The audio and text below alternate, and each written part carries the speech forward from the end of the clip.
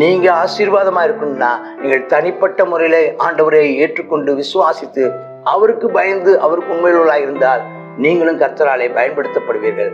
இல்லை என்றால் நீங்கள் மிக மிக எச்சரிக்கையாக இருக்க வேண்டும். உங்களுக்கு ஆமென் ஸ்தோத்திரம், ஆபத்துகள் நேரிடும். எச்சரிக்கையாயிருங்க. சரி, கர்த்தருடைய நாமம் மகிமைப்படுவதாக. உங்களுடைய பெயர்கள் ஆமென், என்னுடைய பெயரும் ஆமென் பரலோகத்தில் ஜீவ புத்தகத்தில் எழுதப்பட்டிருக்கிறதற்காக கர்த்தரை ஸ்தோத்திரம் பண்ணுங்கள்.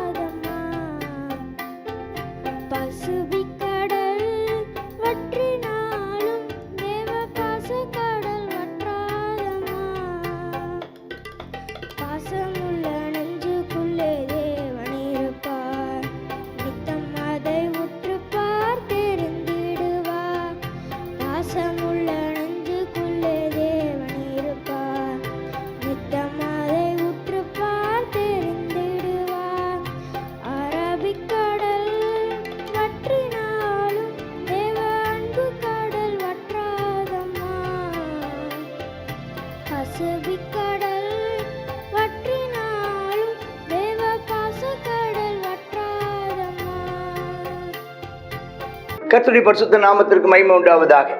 நெகேமியா 7ஆம் அதிகாரம். அப்போ அலங்கமெல்லாம் கட்டி முடிகிறது, கதவு போட்டுட்டாங்க, வாசல் காவலரையும் பாடகரையும் லேவியரையும் ஏற்படுத்திட்டாங்க. அடே சாமி, எவ்வளோ பிரச்சனை பாருங்களேன். 4ஆம் அதிகாரத்திலேருந்து வந்த அன்னையிலேருந்தே முறைக்கிறான் ஒருத்தன். இவர் அந்த நெகேமியா வந்த அன்னைக்கே ஆகா இஸ்ரவேலுடையதான யூதருடையதான நலனை விசாரிக்க ஒருத்தன் வந்தான் நாங்கங்கிற முறையில் அப்போ வந்து முறைக்கிறான். அப்புறம் பண்ணுறான், கட்டுறதுல இடையூறு உண்டாக்குறான், என்னென்னவோ பிரச்சனைலாம் பண்ணி பார்க்குறான். இந்த சன்பல்லாத்து, தொபியா, கேஷேம், அந்த வகைராக்கள். ஆமாம், அது நம்ம எஸ்ரா புஸ்தகத்தில் பார்க்குறோம். கடிதம் எழுதி அங்கே ஆலயம் கட்டப்படாதபடிக்கு கோர்ட் கேஸ் எல்லாம் போட்டான்வேன். ஆலயம் கட்ட முடியாதபடிக்கு ஸ்டே ஆர்டர் வாங்கினான்வேன். ஆலயம் கட்ட முடியாதபடிக்கு நேரடியாக வந்து மிரட்டினான்வேன். கட்டின இதையும் கூட என்ன செஞ்சிட்டான்னு கொஞ்சம் சுவரை உடைச்சும் போட்டான்னு அந்த அளவு பண்ணான்வேன். அதே மாதிரி உள்ளதான குரூப்பு இப்போ இங்கே நெகேமியா அலங்கம் சுவர் சுற்று காம்பவுண்ட் வால் கட்டும் போதும் பிரச்சனை பண்ணுறாங்க. ஆனாலும் பொறுமையாக இருந்த அத்தனை பிரச்சனையிலையும் நெகேமியா நின்று பிடிச்சார். இப்போ இதில் என்னென்னா, கர்த்தருக்காக ஊழியம் செய்கிறவங்களுக்கு ஒரு துணிச்சல் வேணும், ஒரு தைரியம் வேணும். ஆண்டவருடையதான கிருபை, ஆண்டவருடைய பலன், ஆண்டவருடைய அபிஷேகம், ஆண்டவருடைய ஞானம், அதெல்லாம் அதேனுடையதான கரம் அவங்களோட கூட இருக்கிறது அவசியங்கிறத அப்போ எல்லாம் போட்டாங்க. அப்போ அந்த 2ஆம் வசனத்து, என் சகோதரனாய அனானி, இவன் தான் முதல் எருசலேம் எப்படி பிரச்சனையா இருந்துச்சுன்னு சொன்ன ஒரு நபர். அனனியா அவன் சகோதரன். பாருங்க, அவன் நம்பிக்கைக்குரிய ஒரு நபரை அவன் பார்த்து, அனானி வந்து அவன் நம்பிக்கைக்குரிய, ஏன்னா அவன் பாரம் உள்ளவன். பார்த்தீங்களா, அவன் தான் அந்த தரிசனத்துக்கு காரணம். இந்த தரிசனம் வருவதற்கும் இந்த காம்பவுண்ட் வால் அலங்கம் கட்டுறதுக்கான முயற்சி எடுத்ததற்கும் ஆதி காரணமாக இருந்தது இந்த அனானி. அவனை மறந்து விடக்கூடாது. உங்கள் வாழ்க்கையிலையும் ஆரம்பத்தில் ஒரு பெரிய வேலையை இன்னைக்கு நீங்கள் செஞ்சு பெரிய முடிவுக்கு நீங்கள் வந்திருக்கலாம். ஆனால் ஆரம்பத்தில் உங்களை துவக்கி விட்ட ஒருத்தர் இருக்கார் பார்த்தீங்களா, அந்த துவக்கம், அந்த துவக்கத்தை துவக்கின ஒரு நபரை நீங்கள் மறந்து போகக்கூடாது. அனானியை ஞாபகப்படுத்துறார். அநேகரை பார்க்கணும் உண்மையுள்ள தேவனுக்கு பயந்தவனுமாக இருந்து அரமணத்தவனாகி அனனியான்னு ஒருத்தன். அவன் ஆனானி, இவன் அனனியா. அப்புறம் எருசலேமின் காவல்விசாரணை உட்பட. அப்போ உண்மை உள்ளவனை கண்டுபிடிச்சான், தேவனுக்கு பயந்தவனை கண்டுபிடிச்சு அதுக்கு ஏற்படுத்துறாங்க. அவங்கள சொன்னா, வெயில் ஏறு மட்டும் எருசலேம் வாசல்கள் திறக்க வேண்டாம், இவனை இன்னும் பிரச்சனை பண்ணிட்டே இருக்கான்னு. வெயில் ஏறுற வரைக்கும் திறக்காதீங்க. நீங்க நிற்கும் போதே கதவை ராத்திரி சாயங்காலம் என்ன செஞ்சிருங்க, காற்றை சாத்தி தாழ்பால் போட்டுருங்க. எல்லாருமே எருசலேமுக்குள்ள எல்லாருமே காவலாளர்கள் அவங்கவுங்க காவலில் நிற்கணும். அவங்கவுங்க வீட்டுக்கு முன்னாலேயும் சுவரை உடைச்சிடாதபடிக்கு அங்கேயும் காவல், அந்த அலங்கத்தை ஒட்டி இருக்கிறவங்கெல்லாம் கொஞ்சம் எச்சரிக்கையாக இருக்கணும். பட்டணம் ரொம்ப விஸ்தாரமானது, ரொம்ப பெருசு. நம்ம கொஞ்சம் ஜனங்கள் தான் இருக்கிறோம், வீடுகள்லாம் கட்டலை. அப்போ நிறைய பேர் எதில் இருந்திருப்பாங்க, வீடு கட்டலைன்னா நிறைய பேர் டென்ட்டில் தான் இருந்திருப்பாங்க, நிறைய கூடாரம் போட்டிருக்கிறாங்க. அல்லது பெரிய ஒரு டென்ட் போட்டு மொத்தமாக தங்கி இருக்கிறாங்க. இப்படிப்பட்ட நெருக்கடியில் அவங்க இருக்கிறாங்க. உங்களுக்குள்ள வீடு கட்டப்படலையா, எப்படி இருக்கும்னு யோசிச்சு பாருங்களேன். எப்படிப்பட்ட நிலைமையாக இருக்கும், அவங்களுடைய உணர்வுகள் என்னென்ன இருந்திருக்கும். அவங்க சூழல் பெருசாக இருக்குது, வீடு கட்டலை, ஆட்கள் கொஞ்சம் பேராக இருக்கிறாங்க. ஆனாலும் இந்த கொஞ்சம் பேரை கொண்டு கர்த்தர் பெரிய காரியங்களை செய்தார். கரங்களை வீழ்த்தி ஆமேன்னு சொல்லுங்க. கொஞ்சம் பேரை கொண்டு கர்த்தர் பெரிய காரியங்களை செஞ்சார். இப்பவும் அப்படித்தான், கொஞ்சம் பேர் தான் வேலை செய்யறவங்க, கொஞ்சம் பேர் தான். ஆனால் அவர்களை கொண்டு கர்த்தர் செய்கிறதான காரியங்கள் பெரிதாக இருக்கும். அப்புறம் 7ஆம் அதிகாரம் 5ஆம் வசனத்துல வம்ச அட்டவணை எல்லாம் பார்க்குறாரு, லிஸ்டப். அது எங்கே எஸ்ரா புஸ்தகத்தில் இருந்த வசனமோ அதுலேருந்து சில பேர்களை இங்கே கூட்டி, சில இதில் கூட இருக்கும், சில குறைஞ்சிருக்கும். அவங்க எல்லா பேரும் இங்கே எழுதுறாங்க. அதே மாதிரி தான் எல்லாருடைய பேர்களையும் அவங்க எழுதி யார் யார் எவ்வளோ பேர் இருந்திருக்காங்க அத்தனை பேர்களையும் இங்கே போடுது. அதில் வந்து லேவியர்கள் வந்தாங்க, பாடகர்கள் வந்தாங்க, பல விதமான குடும்பத்தார் இருந்தாங்க. தங்களுடைய 57ஆம் வசனம் சாலமோனுடைய வேலைக்காரர்கள் புத்திரரானவர்கள். அதுதான் இந்த குரூப் வந்து தவிர்க்க முடியாத ஒரு குரூப்.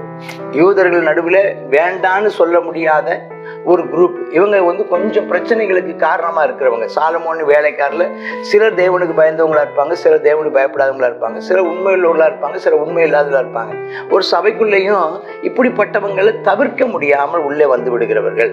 அவங்களும் அந்த ஒரு லைனில் வந்துட்டாங்க. அப்புறம் செபத்தியான் குமாரன் அவங்க எல்லாம் எல்லாருடைய பேர்களும் வருகிறது. அப்படி அதில் வந்து விட்டதை நம்ம பார்க்குறோம். அதுக்கப்புறம் 64 சில ஆட்கள் வந்து ஆசாரிய ஊழியத்தில் லேவியர்னு சொல்லிக்கிட்டாங்க. ஆனால் அவங்களுக்கு லேவியருடையதான நாங்கள் இந்த வம்சத்தை சார்ந்தவர்கள் என்று அவங்களால என்ன செய்யணும், கோகாத்தியர், நாங்கள் கெர்சோனியர், நாங்கள் மெராரின்னு அவங்களால என்ன செய்ய முடியல, சொல்ல முடியல. அதனால் அவங்களுடைய பூர்வோத்தரத்தை சொல்ல முடியாதவர்களையும் நினச்சிட்டாங்க, நிறுத்திட்டாங்க. ஆனாலும் உள்ளே வர வச்சுட்டாங்க. ஆனால் ஆசாரிய ஊழியம் செய்வதிலிருந்து விளக்கப்பட்டாங்களாம். அதுக்கும் ஒரு என்ன செஞ்சுருக்காங்க, ஒரு கண்டிஷன், ஒரு நிபந்தனை. பின் நாட்களில் யாராவது ஒருத்தர் ஊரிம் திமீம் என்கிறதான ஒரு அடையாளங்களோடு தேவனுடைய அபிஷேகத்தோடு தீர்க்கதரிசன ஆவியின் அபிஷேகத்தோடு வந்தால் அவங்க அதில் பயன்படலாம். அது வரைக்கும் நீங்கள் தரக்கூடாது. இந்த திர்சாதாங்கிறது யாருன்னா நெகேமியாவுக்கு 100 பேர் அவர் சொல்லிட்டார். அப்போ ஆக 42,360 பேர் அப்படின்னு ஒரு கணக்கு சொல்கிறாங்க. நான் ஏற்கனவே சொல்லும்போது மற்ற எல்லாம் சேர்ந்து இதெல்லாம் சேர்ந்து ஒரு 50,000 1,00,000 பேர் வரைக்குமே வந்திருப்பாங்களோ. அதாவது பெண்களுடைய பேருங்க போடப்படவில்லை, 20 வயசுக்கு கீழானவங்க பேர் போடப்படவில்லை. சிலர் சொல்கிறாங்க அதே மாதிரி 60 வயசுக்கு மேலே 50 வயசுக்கு மேலே உள்ள பேர்களும் சொல்லப்படாமல் இருக்குமோ அப்படிங்கிறாங்க. அதெல்லாம் கணக்கில் எடுத்து பார்த்தீங்கன்னா 1,00,000 பேர் கிட்டத்தட்ட வந்திருக்கிறாங்க. இவங்க தவிர அப்புறம் அங்கே ஒரு 7,377 பேர் அப்படின்லாம் சேர்ந்து கிட்டத்தட்ட வந்ததை நம்ம பார்க்குறோங்க. எல்லாரும் வந்து அதுக்கான பொருட்கள் எல்லாம் கொடுத்து 73ஆம் வசனத்தில் பார்க்குறோம். ஆசாரியரும் லேவியரும் வாசல் காவலரும் பாடகரும் ஜனங்களில் சிலரும் நிதனீமியர் இஸ்ரவேல் அனைவரும் தங்கள் தங்கள் பட்டணங்களில் குடியேறினாங்க. 7ஆம் ஆனபோது 7வது மாதம் இஸ்ரவேல் புத்திரர் தங்கள் பட்டணங்களிலே இருந்தாங்க. எல்லாம் வந்து கரெக்டாக இல்லை, அதிகமான பேர் ஆசாரியர்கள் லேவியர்கள் வாசல் காவலர், அதாவது ஆராதிக்கிறவங்க முதலாவது உள்ள வந்துட்டாங்க. அதுதான் பெரிய ஆசீர்வாதம். சபையிலையும் முதல் ஃபர்ஸ்ட்ல ஆராதனை ஆரம்பிச்ச உடனே உள்ள வர்றது யாரா இருக்குன்னா ஆராதிக்கிறவங்க முன்ன வந்துடணும். ஆராதிக்கிறவங்க முன்ன வந்துட்டாங்கன்னா அதுக்கப்புறம் எல்லாமே ஆசீர்வாதம் பின்னால வந்துடும். கர்த்தருக்கு ஸ்தோத்திரம். ஆராதனை முன்னே, ஆசீர்வாதம் பின்னே. கர்த்தருக்கு மகிமை உண்டாவதாக. நம்முடைய பெயர்களும் ஆமென் எழுதப்பட்டிருக்கிறது. உங்களுடைய பெயரும் பரலோக கணக்கிலே தொகையிடப்பட்டிருக்கிறது. ஆமென். அதற்காக கர்த்தருக்கு ஸ்தோத்திரம் சொல்லுங்க.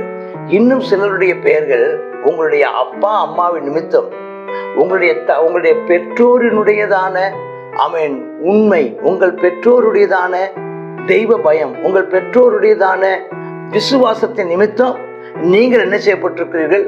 ஆமா, உங்களை தவிர்க்க முடியாமல் நீங்கள் சேர்க்கப்பட்டிருக்கீங்க. சிலர் அப்படிப்பட்டவங்க உள்ள இருக்கீங்க. நீங்கள் உங்கள் மட்டும் தகுதி உள்ளவர்கள் அல்ல, உங்களுடைய பெற்றோராலே தகுதி பெற்று அதனாலே உள்ள இருக்கிறவங்க நீங்க இருக்கிறீங்க. அப்படிப்பட்டவர்களுக்கு அவங்க கர்த்தருக்கு ஸ்தோத்திரம். ஆனா அப்படிப்பட்டவர்கள் நீங்கள் உங்களுடைய பெற்றோரின் விசுவாசத்தினாலே அல்ல, உள்ளே நீங்களும் தொகைக்கு உட்பட்டிருக்கிறீங்க.